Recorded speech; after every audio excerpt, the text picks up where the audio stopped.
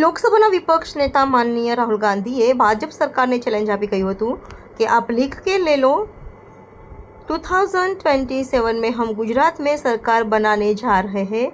તે મિશન અંતર્ગત રાहुल ગાંધીની સીધી દેખરેખ હેઠળ ગુજરાતમાં કોંગ્રેસનું મજબૂત સંગઠન બનાવવા સંગઠન સૃજન અભિયાન શરૂ કરવામાં આવ્યું છે। અભિયાનના ભાગરૂપે આઈસીસીની 40 સક્રિય સભ્યોની ટીમ સીધા રાहुल ગાંધીના નેતૃત્વમાં ગુજરાતમાં આવનાર વિધાનસભા ઇલેક્શન 2027 માટે પૂર્વ તૈયારી કરવાના ભાગરૂપે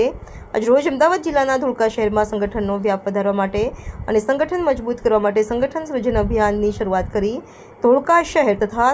ધોળકા તાલુકાના નાનામાં નાના પાયાના કાર્યકર્તાઓ તેમજ પદાધિકારીઓ હોદ્દેદારો તથા મ્યુનિસિપલ કાઉન્સિલર વિધાનસભા લડેલા સભ્યો તથા સરપંચોની સઘન પૂછપરછ કરી તેઓના મત જાણી સંગઠન મજબૂત કેવી રીતે થાય અને સંગઠનનો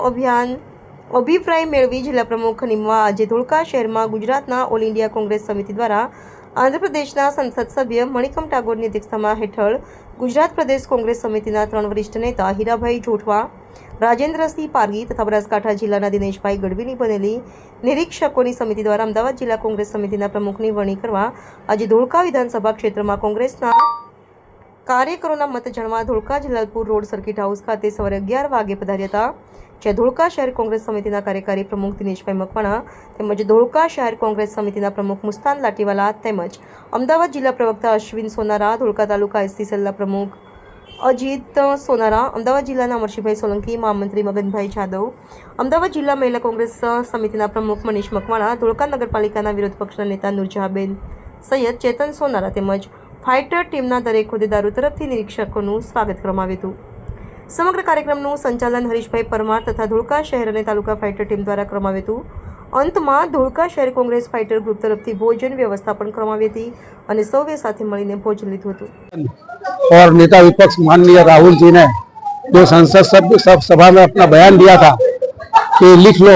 इस बार हम गुजरात जीत के बताएंगे, तो इस प्रोग्राम के तहत सबसे पहले गुजरात में संगठन को मजबूत करने के लिए माननीय राहुल जी ने जो एआईसी के निरीक्षक मणिकम टागोर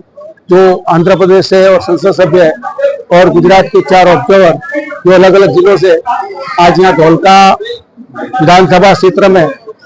जिला प्रमुख का जो सेंस लेने के लिए आए, तो पहले तो हम इनको वेलकम करते हैं और जो आज यहाँ बड़ी संख्या में लोग जिला प्रमुख के लिए अपनी सेंस देने के लिए आए, तो इनका भी हम स्वागत करते हैं। गुजरात के अंदर सबसे पहले किला मजबूत करना जरूरी है और इसी प्लान के तहत ये काम चल रहा है। हमको यकीन है कि अगली चुनाव में धोलका तो जीतेगी, लेकिन पूरे गुजरात में कांग्रेस जीतेगी, अपनी सरकार बनाएगी और राहुल जी का विश्वास है जो गुजरात की प्रजा पर, हम इसको पूरा करेंगे। जय हिंद, जय भारत। संगठन सृजन अभियान अंतर्गत आज अमदावाद जिल्लाना धोलका तालुकामां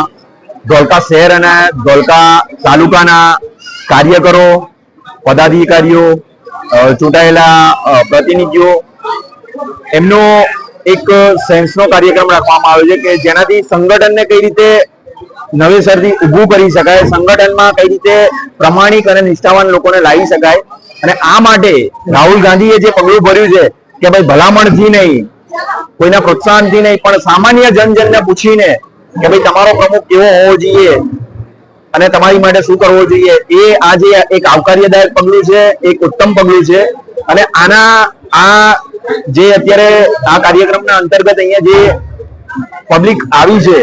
જે પ્રજાજનો આવ્યા છે, એમને જોઈને એવું લાગી રહ્યું છે કે ભાઈ ટૂંક સમયમાં ધોલકામાં કોંગ્રેસ એક નવા જોન સોમથી ઊભી થશે અને અમદાવાદ જિલ્લાનો પ્રમુખ કેવો હશે અને કેટલો નિષ્ઠાવાન હશે, કેટલો ઈમાનદાર હશે, એ સામાન્ય નાગરિક નક્કી કરશે, નહીં કે કોઈ એસીમાં બેઠેલા નેતાઓ। અને રાहुल ગાંધીના પ્રતિનિધિ તરીકે મણિકમ ટાગોર સાહેબ તમિલનાડુથી આવે છે અને સંસદ સભ્ય છે અને એઆઈસીસી ના પ્રભારી છે, તેઓની ફરજ બને છે કે અહીંયા જનજનને સાંભળીને એ રજૂઆત રાहुल ગાંધી સુધી પહોંચાડે અને એમણે અમને આશ્વાસન આપ્યું છે કે ભાઈ કંઈ ખોટું નહીં થાય, જે જનતા કહેશે, જે પબ્લિક કહેશે, જે પદાધિકારીઓ કહેશે એ જ થશે અને તમને એવો જ પ્રમુખ મળશે। ખરેખર આ એક બહુ જ આવકાર્યદાયક પગલું છે અને આના માટે અમે સર્વે મળીને રાहुल ગાંધીનો ખૂબ ખૂબ આભાર માનીએ છીએ। અમદાવાદ જિલ્લા મહિલા કોંગ્રેસ નિમિષા મનીષ મકવાણા. અત્યારે રાહુલજીએ જે સંગઠન સૃજન અભિયાન દ્વારા જે અત્યારે પ્રમુખ ચૂનવાનું જે કામ કર્યું છે એ ઘણું ઉમદા અને સક્રિય છે. એમાં કોઈ નેતાની કોઈની લાગવગ નથી કે કશું જ નથી. હરેકને પોતાનો રિવ્યુ આપવાનો જે નિર્ણય લીધો છે ને એક ને પૂછીને જે અત્યારે અમારા નેતા ચૂનવાનું કાર્ય ઉમદા કર્યું છે એના માટે અમે એમના આવકારીએ છીએ અને અમને એના ઉપર એક ગર્વ છે. જય હિન્દ તો બોલો છેલ્લે બોલો પહેલા मैं नूरजहां सैयद धोलका विरोध पक्ष नेता राहुल जी के लिए मैं इतना कहूंगी कि आज जो भी इन्होंने पगले लिए वो सबके लिए बहुत बेहतरीन है.